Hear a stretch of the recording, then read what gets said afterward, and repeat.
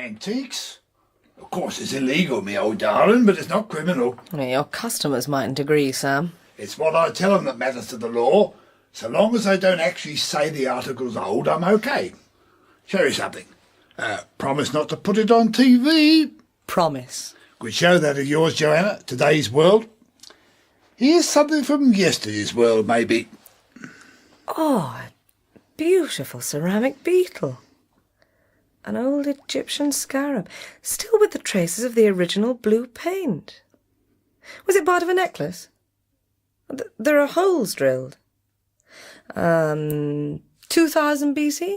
Last Wednesday, Joanna. You old crook. I made it last week. In my little old kiln here. Now, here's another one. Oh, that's obviously new. Freshly painted, bright as a child's new toy. But the lines of the other were blurred, beautifully, as by the friction of centuries of desert sand. Same batch.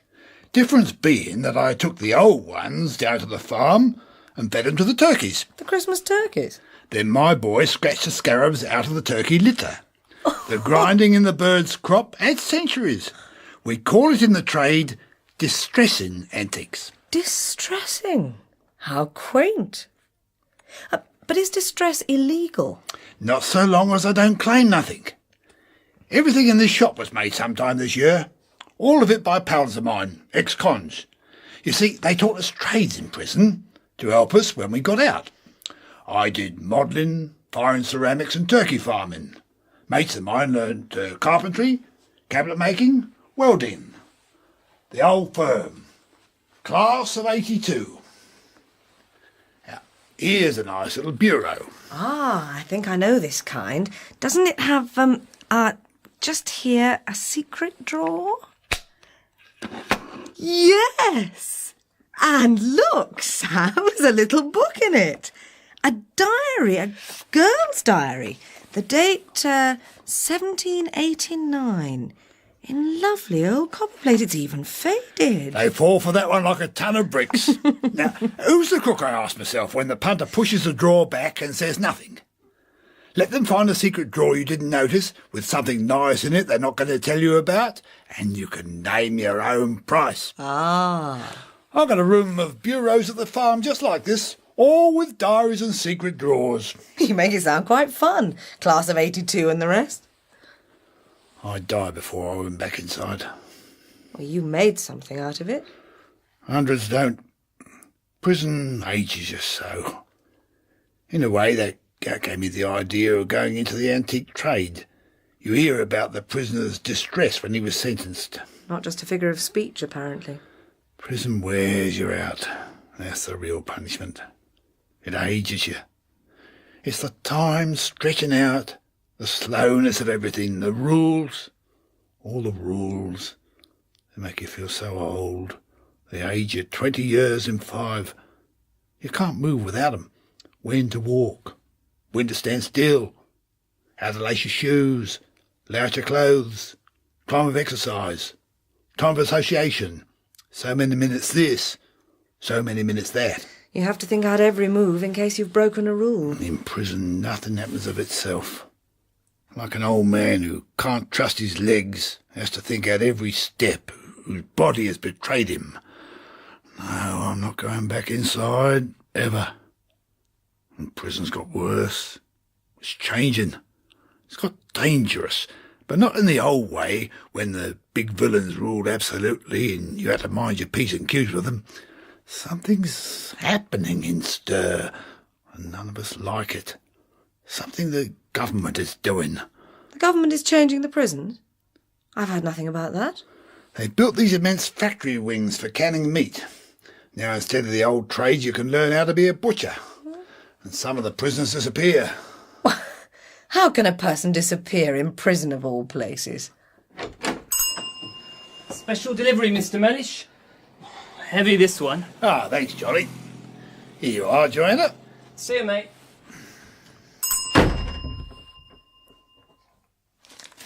Oh, splendid.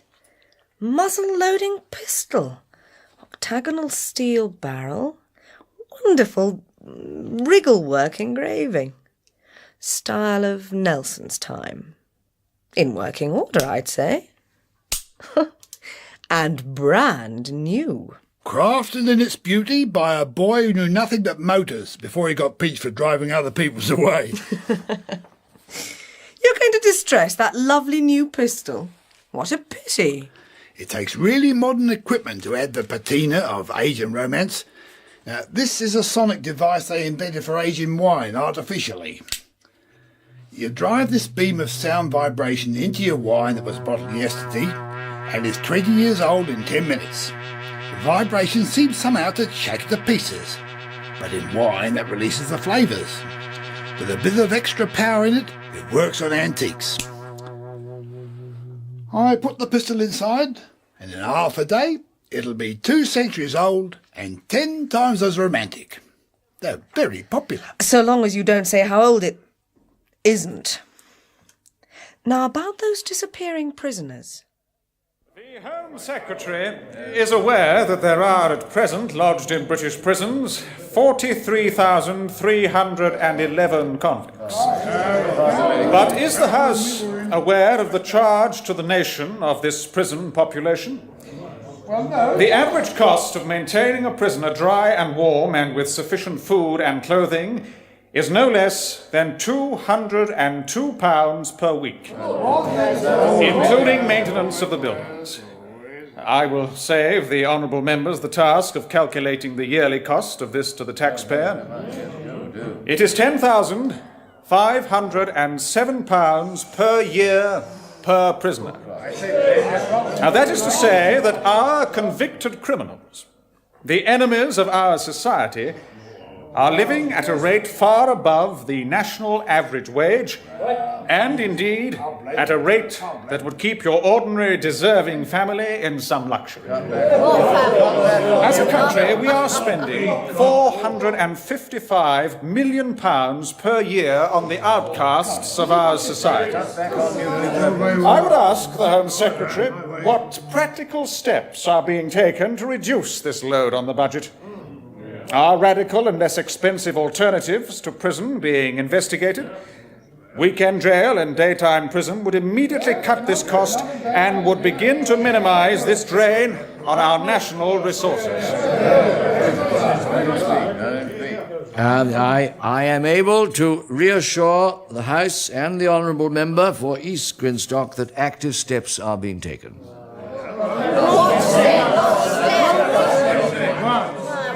That does not seem to me to be sufficient reassurance. Will the Home Secretary outline these steps?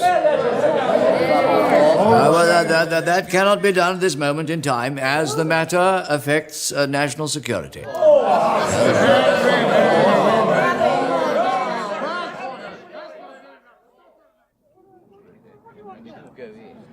Well, Joanna, I asked your question in the House for you. I'm beginning to smell a cover-up, Toby. The news hound nostrils twitch. But what can you do about it? If the Home Secretary says national security nowadays, he has almost unlimited powers of concealment. Well, there's a very nasty smell here. What could be going on inside the prisons that frightens so my old grass Sam Mellish? And whatever could make it a high-security risk into the bargain? I'm beginning to remember the Nazis. The medical experiments in the concentration camps. Why turn prisons into factories for canning meat? Well, Joanna, I really don't think it's not impossible. The Americans have used prisoners as guinea pigs and worse before this. In exchange for permission to experiment, they get remission of sentence or parole. Organise that and you've got Auschwitz all over again. Sam tells me that long-term prisoners are disappearing out of the prisons by some kind of arrangement with the authorities. They're called into the governor's office and are never heard of again. Then their families move and turn up somewhere else where they're not known and buy a bright new bungalow as if they've suddenly come into money. But the offender himself, he never turns up. They've relocated him in exchange for information to get him away from possible revenge. Yes, but what happens to him? And is ordinary police information a matter of national security? I've told you, Joanna, there's nothing I can do. But I can. I can put it on TV. What use is an investigative programme like Today's World if it doesn't alert its viewers to dangerous trends in society? Well, I'll have you in stir yourself very promptly if you break national security. Well, that's a risk I'll have to take. No government is above the law. But supposing they're infecting prisoners with terrible diseases in exchange for privileges, or experimenting with forms of radiation. Really, Joanna? It could be recombinant DNA work, cloning, the invention of new germs using human hereditary material, anything. In a democracy, we have a right to know. I love you in this formidable mood, Joanna. I wish we'd married after all. Oh, yes, and me fully occupied in bringing up little parliamentary candidates. Look, Toby, I've had my own TV programme 2 years now, and I reckon it's done some good. Children can wait. Can they? Really? Well, sometimes I think the whole world is like children squabbling. Nursery politics. That's no way to think of the electorate. My public's a strong, faithful animal.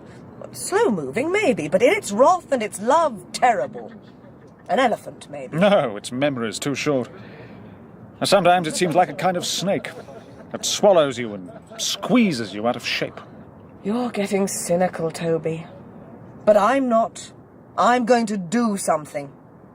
First move, I'm going to visit one of those resettled prisoners' families. But I still can't understand about those canning factories.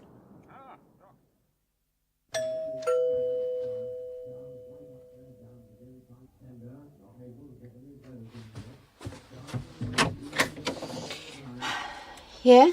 Oh, good morning, Mrs. Pettit. We haven't met, but, My husband's not here. it's you I wanted to talk to. I know you are. Joanna Prim, from the telly. Ron and me, we always watch on Saturdays. You look different somehow. We're not on the telly now, are we? No, Mrs. Pettit, this isn't game for a laugh. That's a relief, anyhow. Can I, come in for a moment? Oh, yes, of course you can. Please forgive the state the house is in. Come into the front room. Our, Grandad's watching the telly, but you won't mind, will you? I'll turn the sound off. He'll be quite happy watching the pictures. Makes no difference to him. He doesn't really care whether it's on or off. But it's such a business moving him since he can't help himself. Oh, no, Mrs. Pettit, please, the kitchen will be fine. Well, I'll put the kettle on. Would you like a sandwich? I've got a new kind of canned meat here. It's very nice. Well, that's why I want to tell the story on television, from the family's point of view. I see. You mean he wouldn't come into it? He's still inside, of course. Well, yes, I know, but... Which prison is it?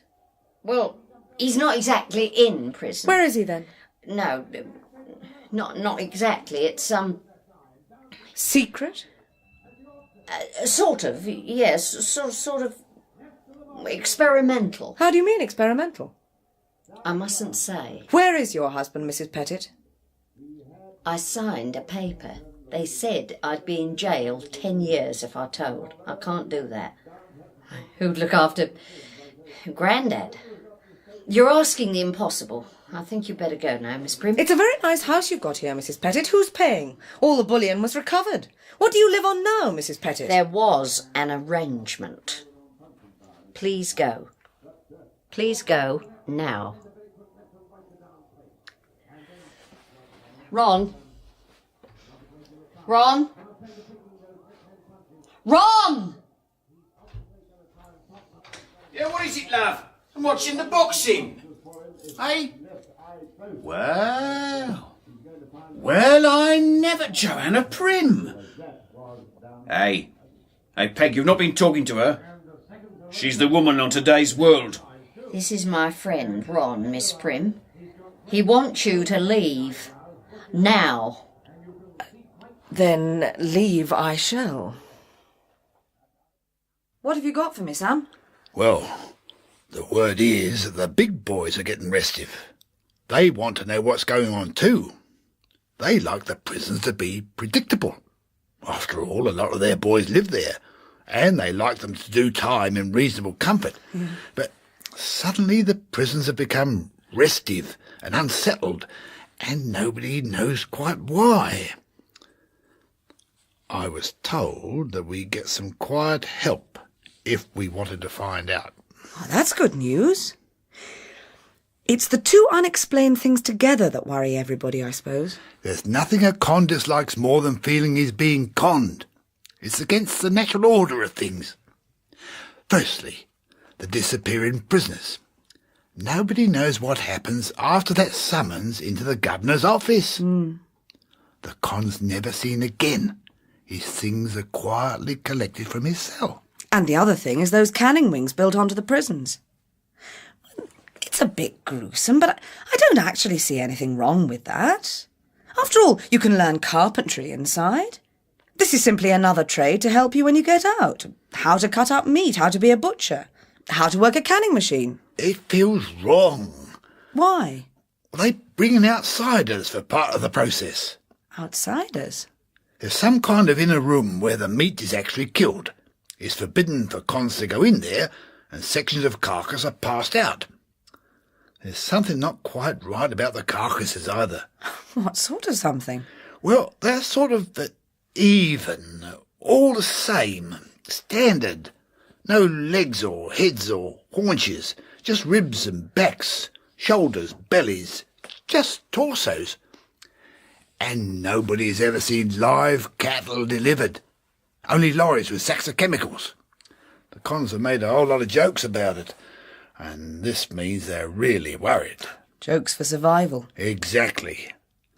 They say that doing time has got so expensive that the taxpayer's going to have to save money by canning and eating the convicts. Dear. They say that the judge in future is going to give you your sentence not in years, but in hands and finger joints. And for very serious offences, they'll take an arm or leg, or even 2 legs. And that helps security, you see, since you can't run away if they've eaten your legs.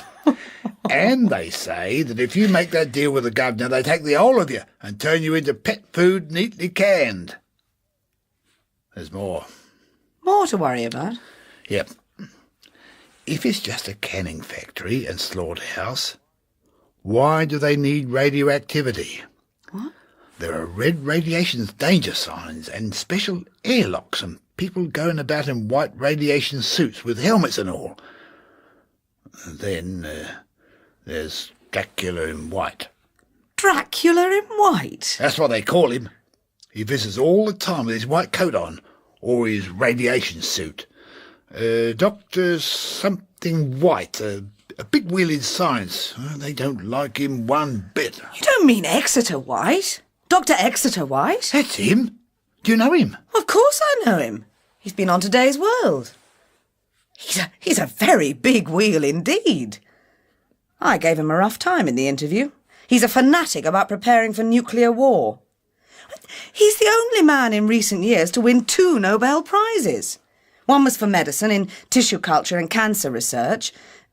The other was for physics for inventing a nuclear resonance device that shrinks cancerous tissue. Whatever would he have to do with prisons? Sam, there's only one thing for it. What's that? We'll have to break into prison.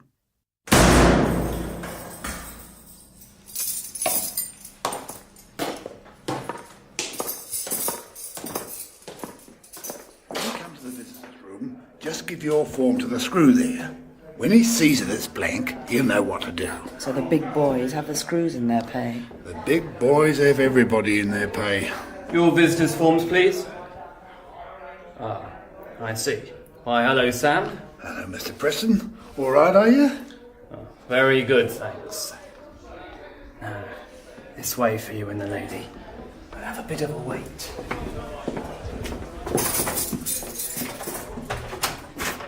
A broom cupboard. Oh, it's quite roomy, miss. I'll put some clean blankets over there on the shelf for you. Good luck. Thanks, Mr. Preston.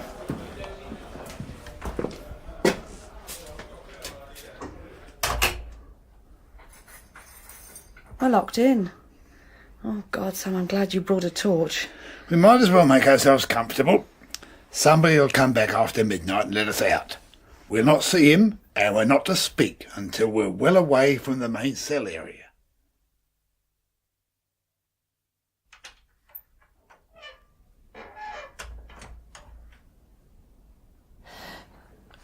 What? Shh.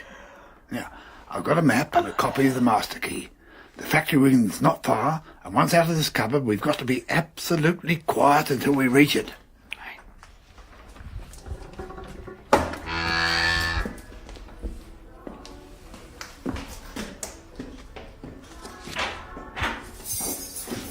Good night. Right, Fred. It's the screw's common room. Quick, into the cell, it's empty.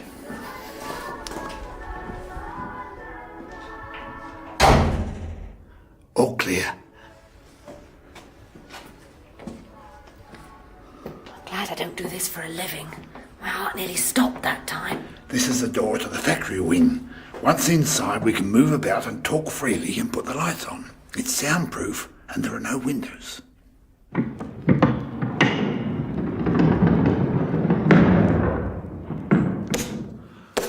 That's better. What a strange place after the grey prison. Spotless. Glaring white tiles and shining stainless steel. Yeah. A broad production line table of steel rollers from a hatch in one wall to a hatch in the other. A chain conveyor with hooks overhead. Halfway along, the rollers disappear into machinery, protected by heavy-duty polythene. Lift up the flap, Sam. Let's see what's inside. Great knives in wheels, like a zodiac of sabres. It's like a car wash, Sam. Yeah. Look up there, great sprinklers for water. I reckon they have to hose the place down frequently enough. You'll hook up the carcass and roll it along to the canning machinery. So it must come out of this far wall, out of the hatch with the great padlock on it. Sam, we have to get into the room behind that hatch. No problem. Here's the door. With a radiation sign on it. None of the cons get further than this door. Not that they want to. Open it, Sam.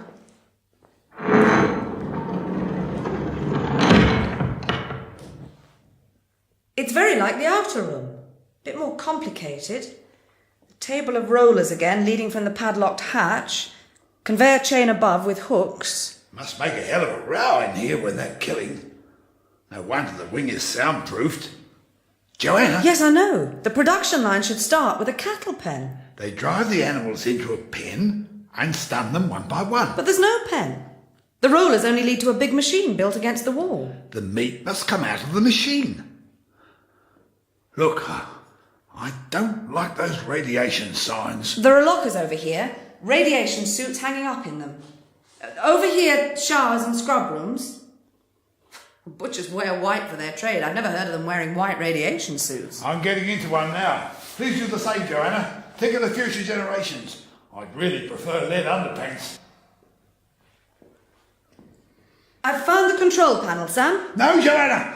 There's a switch here labelled Viewing of Culture Chamber. For God's sake, be careful! Let's view, shall we?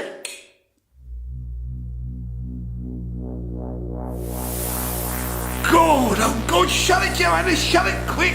What in God's name was it? Gleaming and speckled, gliding, rippling, rubbing against itself. This switch says Production Hatch Control.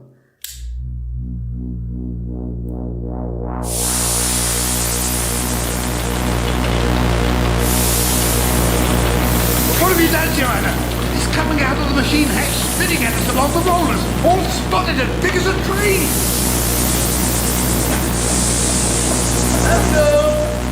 That's back it up with that. Strange way to do shut off the resonator. That's better. Well, Joanna Prim. We don't want to wake up the whole prison, do we? Dr. Exeter White. As they say, we meet again. Dracula in White. It's a while since we met on your program, Miss Prim. I can't say that I enjoyed the experience. The world has honoured you, Dr. Exeter White. I thought then that your ideas were pernicious, and I still do. My opinion is confirmed by what I see now. Why, what's the harm, Miss Prim? I think that in the last resort our country will thank me for what I have achieved here. I can't think that the public will approve of what you're doing here, Dr. Exeter White. And I intend telling them about it. Please be careful, Joanna. He's got 2 security men with him, and they look like killers to me. Oh, I hope you won't tell, Miss Prim. That would mean prison for you. This is an official secret. It would be treason to reveal it. Besides, I doubt whether you really understand what I'm doing for the sake of Britain among the British prisons. Official secret? Why, it's quite obvious from your work on radiation and cancer what you're doing here.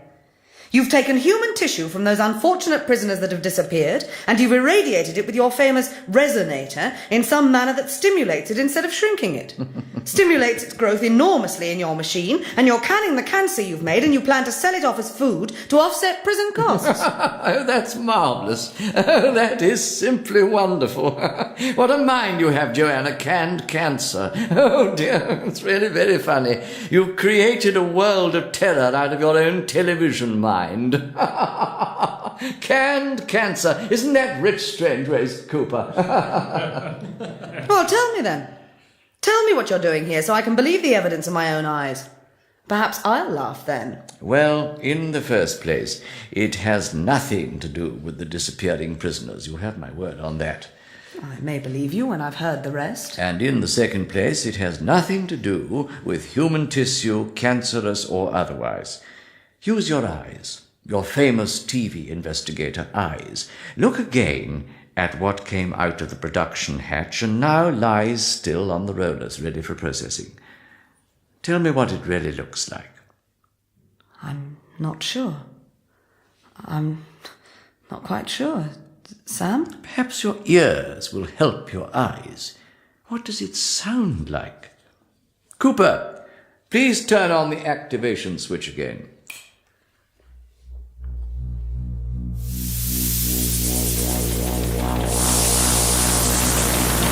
Well, a great snake.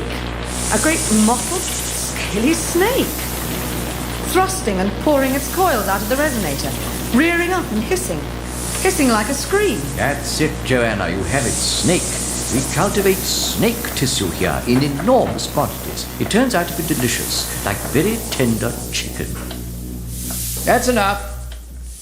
We guillotine it in lengths and skin it and pass it out to the other room to be variously cut up and the bones removed before it is minced or sliced and canned. It comes out alive, right? Yes, we cut it into sections, and the sections are alive, but weaken rapidly out of the machine. We electrocute them and crush the spine to make sure they're dead.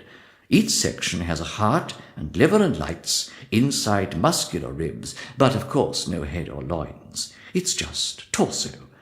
But otherwise a perfectly ordinary carcass, which has to be butchered in the usual way before canning. It's slightly radioactive as it emerges, but that wears off very quickly. Hence the radiation signs. I see. You make snake.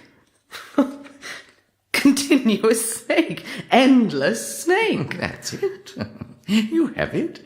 Endless snake.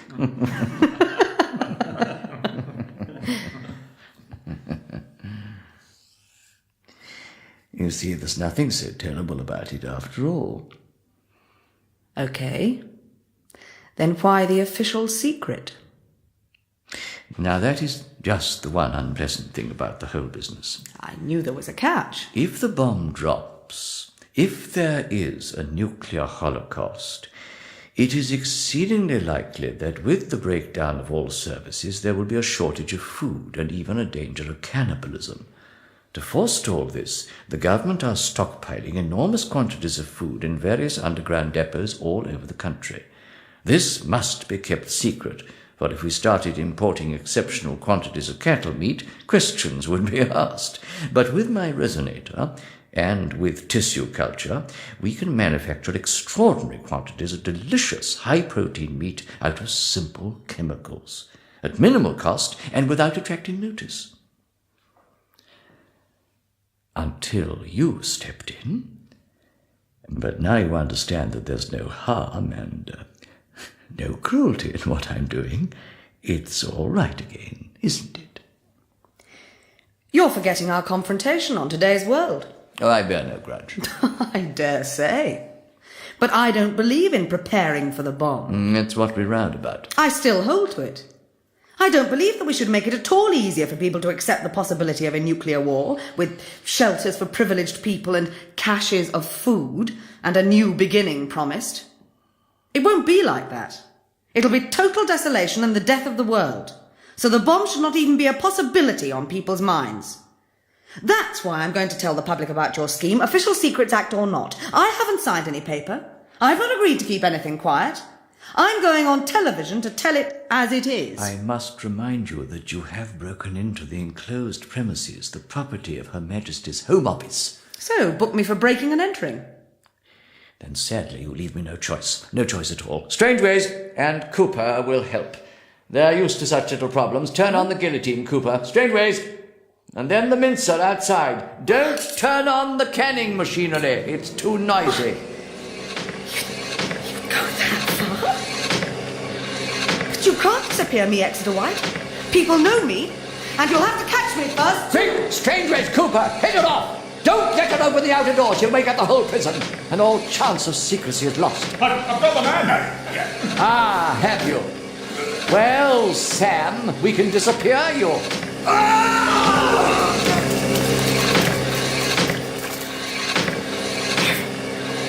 You've killed Sam.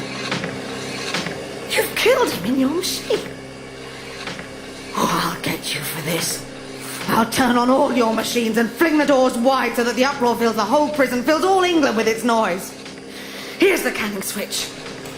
Strangeways! Cooper, quick! He's gone to the door! It's too late.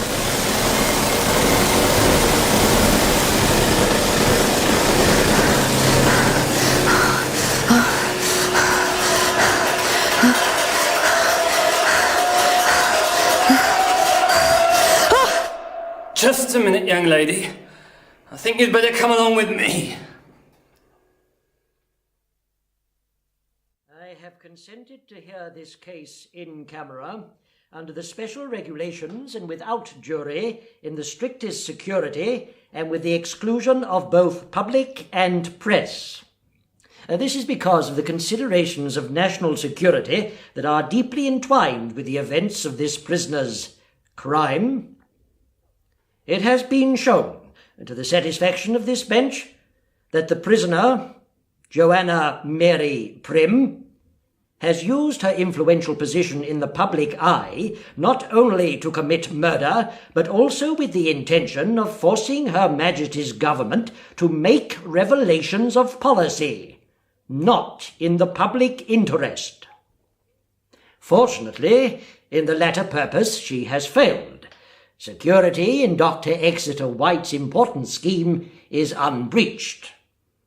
However, the prisoner succeeded in her other purpose, which was the cold-blooded killing of her blackmailer, the ex-convict and antique dealer, Samuel Mellish. The defence alleges that the letters which show that Sam Mellish was blackmailing the defendant are forged. Expert testimony declares that they are genuine.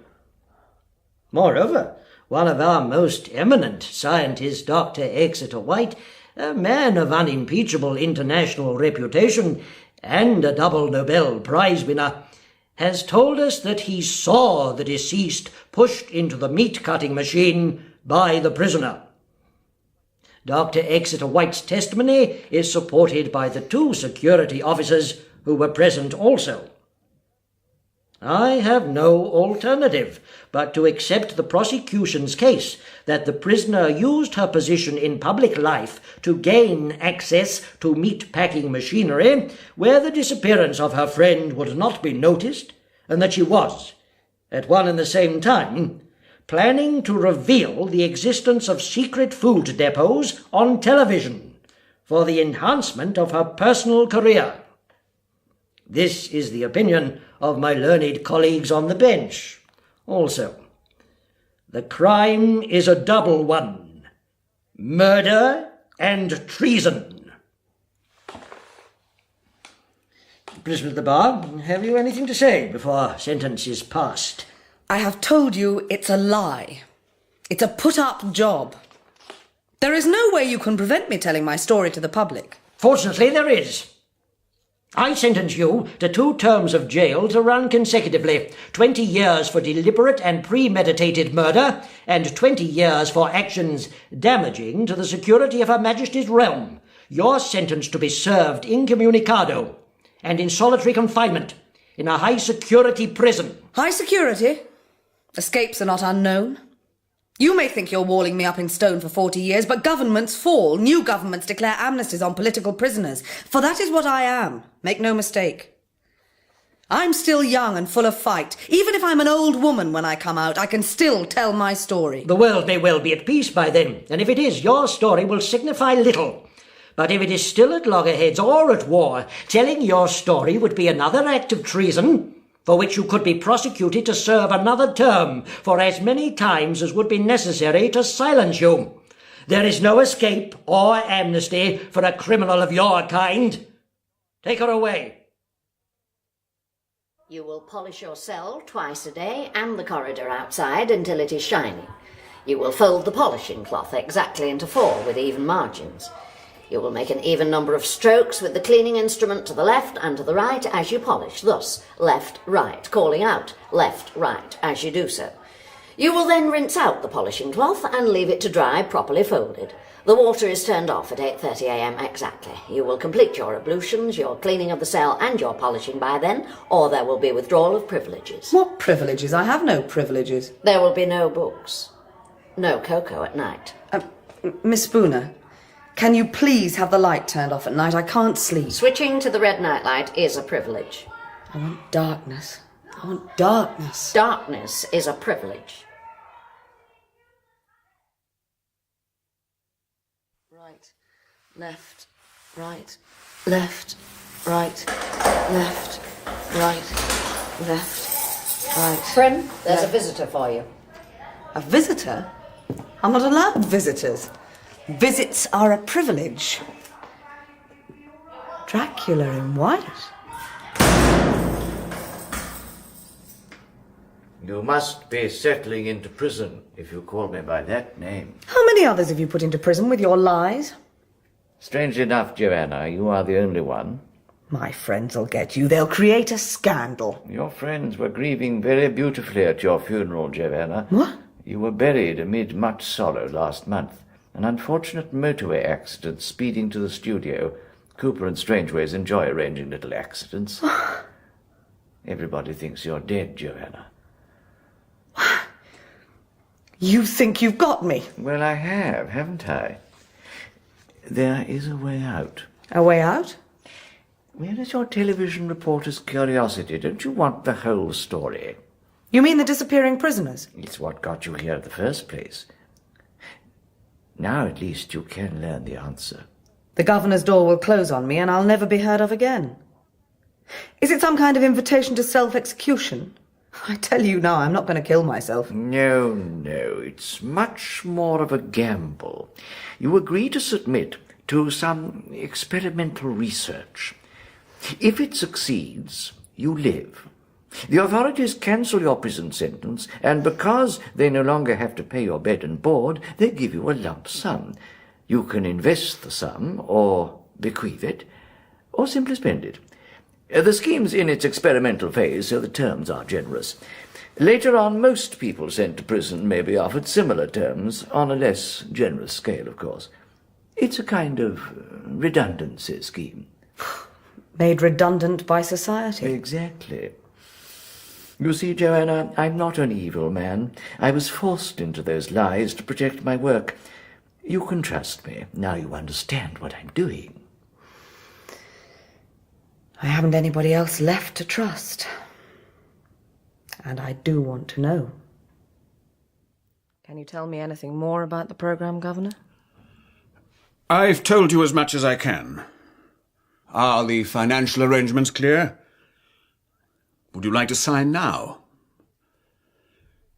You'll be taken straight to Dr. Exeter White's clinic, without going back to your cell. That suits me.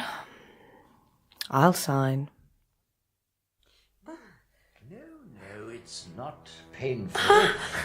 We're still learning. The nuclear resonator has to be modified from time to time, but there never was any pain. It's your resonator that made the meat grow in the machine. Now, please don't be alarmed. Straps here, a little tighter. Yes, my resonator, my one triumph, my one discovery. In my life, Joanna, I've only told one lie, and that was yours, and made only one discovery, and that will be yours too. You said that prison makes the prisoner old, and that's the real punishment. So old and tired. And so many years to go. You have to serve your sentence, but why spend all those years doing it? My resonator will help you. You're not going to turn me into food? No. Always yourself, Joanna. Yourself. My resonator slows tissue growth down, and that cures cancer, or it can speed it up, so that meat grows faster for food. But now I can speed up life and keep the human shape. I can speed people up. Speed them up? They live faster? Like speed drugs? Yes, and inside my resonator a person will age fast, so fast. Oh. Joanna, your terrible 40-year sentence, you will live that through in 40 seconds. I'll be old. Yes, but still Joanna. That old man, the vegetable in the bungalow, was he? Yes, he was the gold-stealing husband of the woman with the boyfriend Ron. Not Grandad at all. I'd hitched him. Vegetable. Yes. I'm afraid that the aging process undergone so fast can make the brain capillaries rather fragile, and there is the danger of a stroke. But it may not happen in your case, my dear. You look distressed. Distressed? Son distressed the antiques. Yes, well, that can't be helped. You'll be a little bit of an antique yourself, my dear. You're going to distress that lovely new pistol. What a pity. 2 centuries old and 10 times as romantic. Our convicted criminals, the enemies of our society, are living at a rate far above the national average wage.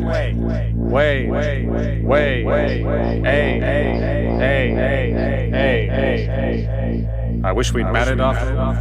Because radiation science, Joanna. Think of the future generations. I really prefer leather. Let's not worry about that now. Worry about that now. Worry about it now. Watching the pictures makes no difference to him. He doesn't really care whether it's on or off. But it's such a business movie. I wish we'd married after all. Children can wait. Can they? Really? Children can wait. Children can wait. Children can wait. My children! Oh, my children!